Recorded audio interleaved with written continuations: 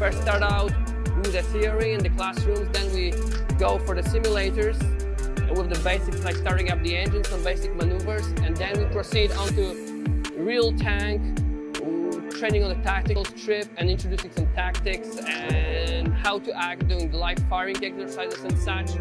So depending on at what point we are during the training, we basically are either at the simulators or on real tanks out in the field.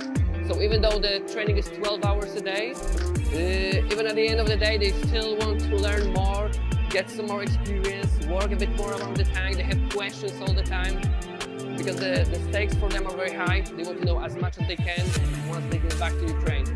We have 30 days to do this course, and typically this course runs for about 3 months in Canada, so it's definitely very condensed. However, the Ukrainians that are here have come from tank platforms already, the T-series tanks, so they already come with that knowledge of gunnery, knowledge of mechanical systems, so it really ends up being more of a conversion course, just not necessarily teaching them how to be tankers, but teaching them how to use this particular tank.